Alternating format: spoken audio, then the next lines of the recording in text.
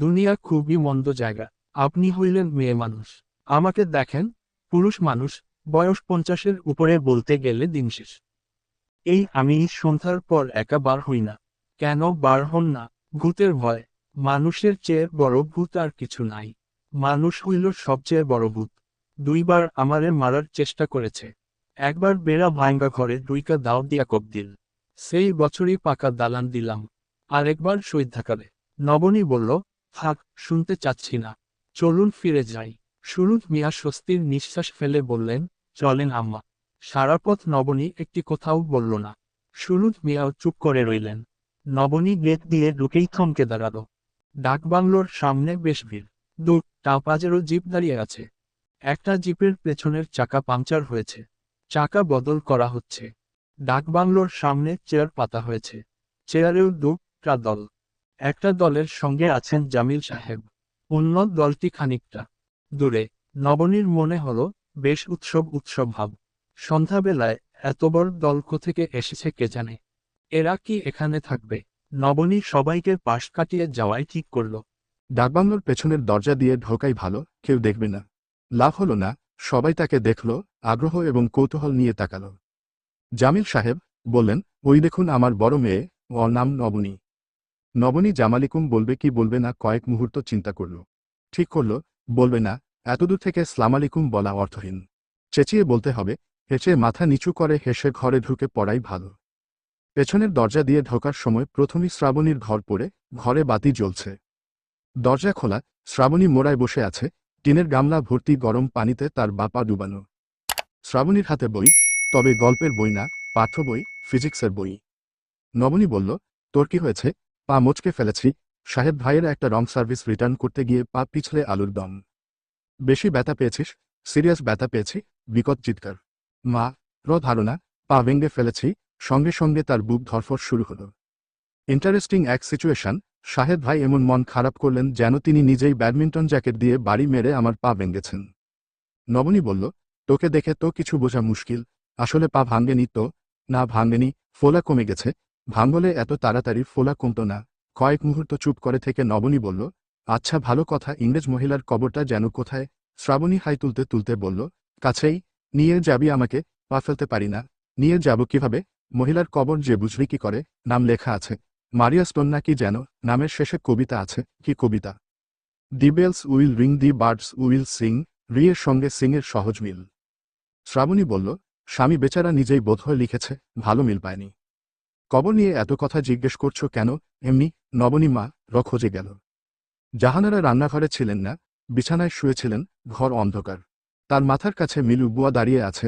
সন্ধ্যার পর থেকে সে সব সময় মা কাছে থাকবে। নবনী বলল, মা তুমি রান্নাঘর থেকে নির্বাসিত, ব্যাপার কি বলতো? জাহানারা ক্লান্ত গলায় বললেন, মাথাটা হঠাৎ ঘুরে উঠল। প্রেশার বেড়েছে বোধহয়। প্রেশার মেপে দেব না, তুই আমাকে ঠান্ডা এক গ্লাস পানি খাওয়া। নবনী ঠান্ডা পানি নিয়ে এল। জাহানারা পানি খেয়ে আবার শুয়ে পড়লেন। নবনী বসল মা পাশে। জাহানারা মেয়ের কোলে একটা হাত রাখলেন। নরম গলায় বললেন, এতক্ষণ শাহেদ ছিল, তুই আসার একটু আগে গেল।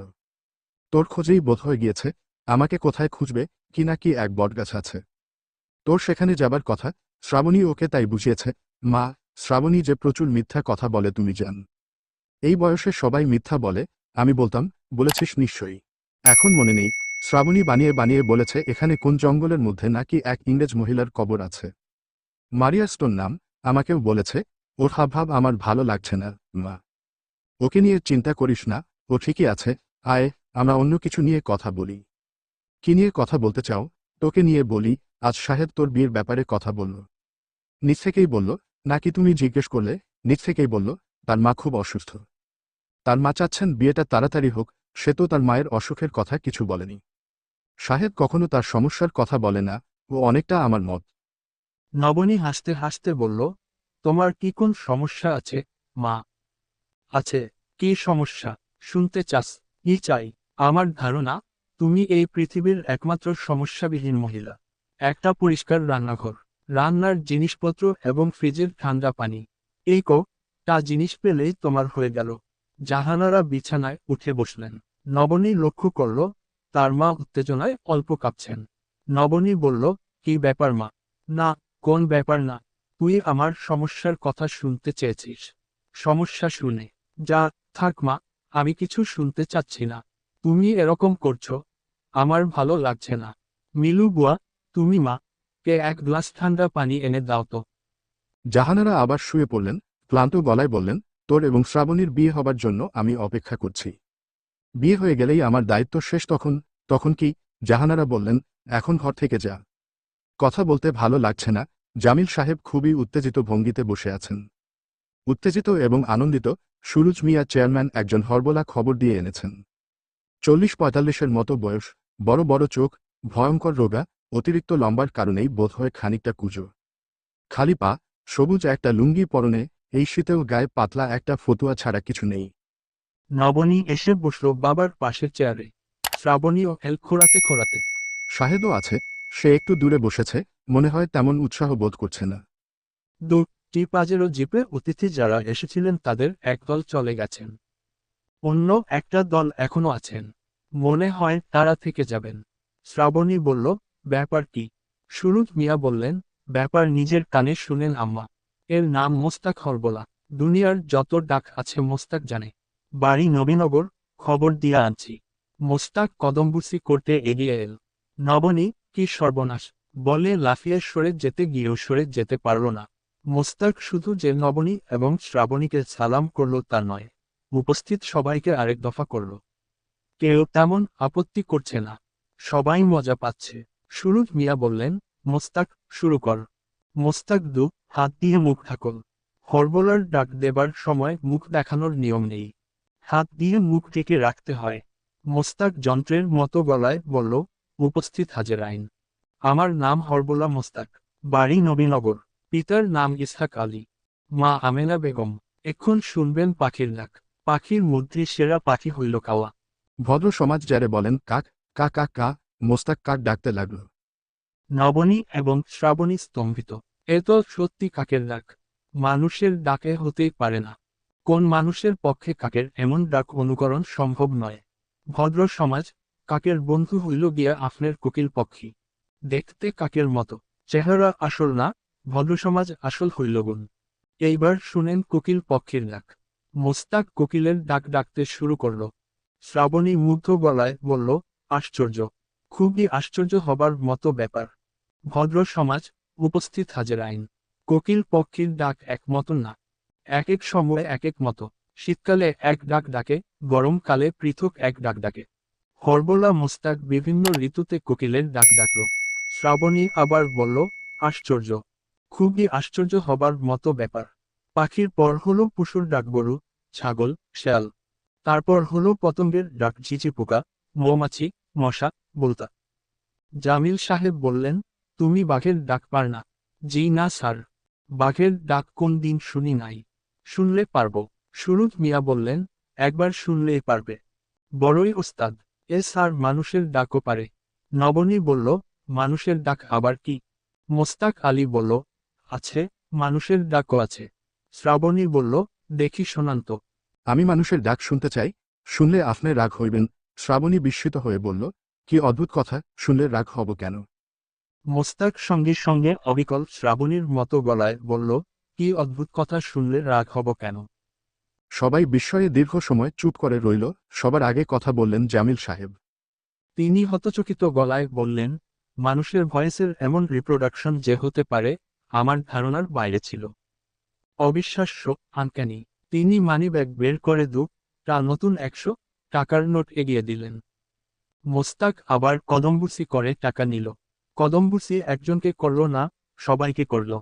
সুরুজ মিয়া তৃপ্ত গলায় বললেন, এর চেহারা ভালো মানুষের মতো, কিন্তু আসলে বিরাটবদ।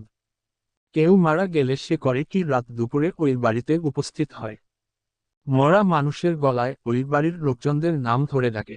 বাড়ির ভেতরে তখন ভয় কান্দাকাটি শুরু হয়ে যায়। কত মার খেয়েছে বলার নাই। একবার তো মারতে মারতে হাত ভেঙে দিল। মোস্তাক আলী মনে হচ্ছে তার মার খাওয়ার কথা শুনে খুব মজা পাচ্ছে। খিক খিক করে হাসছে। শ্রাবণী বলল, বাবা, আমি উনার পারফরমেন্সে মুগ্ধ হয়েছি। আমি কি আমার নিজের পক্ষ থেকে উনাকে কিছু গিফট দিতে পারি? অবশ্যই পার। শ্রাবণী গিফট আনার জন্য উঠে গেল। নবনী লক্ষ্য করল, শ্রাবণী এখন আর খুঁড়িয়ে হাঁটছে না, ঠিকমতই হাঁটছে। মনে হয় পায়ের বাধা সেরে গেছে।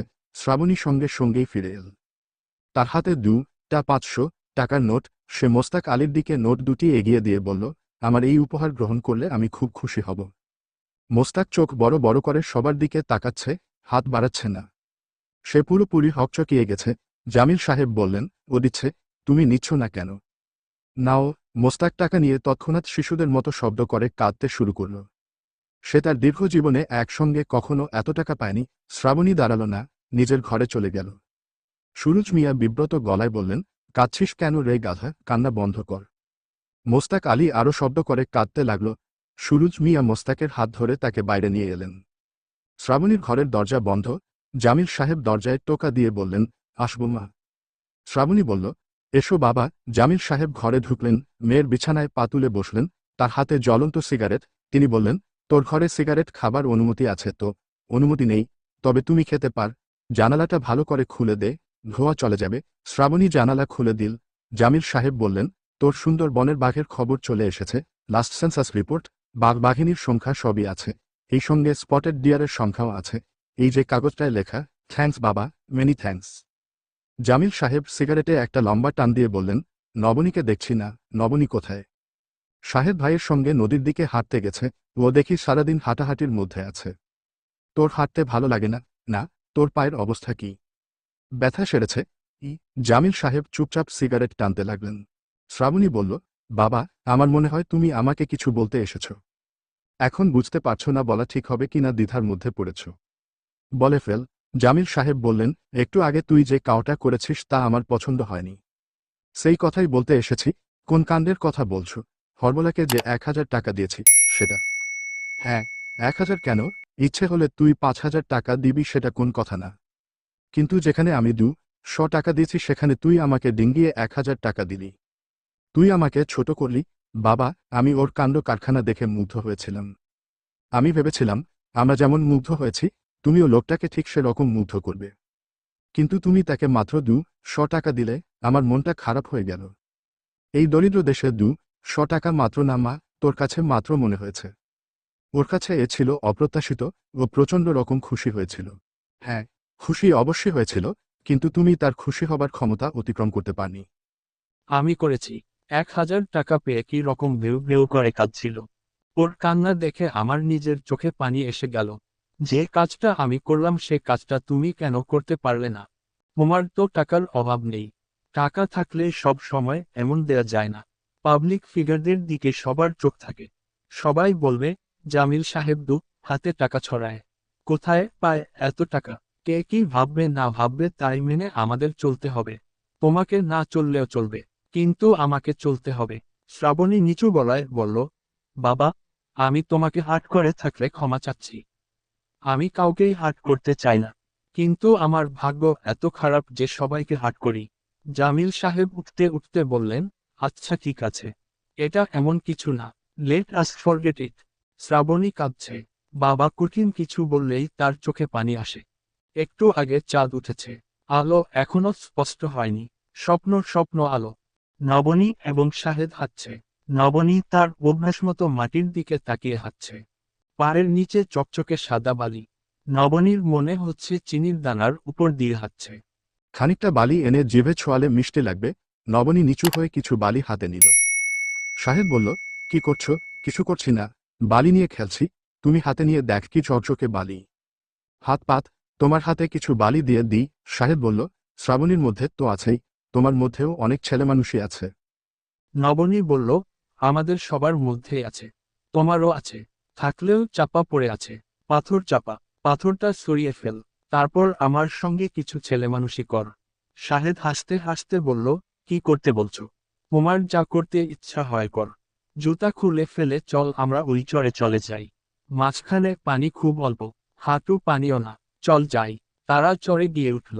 চরের বালি আরো পরিষ্কার, ঝকঝক করছে। নবনী বলল, তোমার কাছে কি মনে হচ্ছে না সাদা চাদর বিছানো?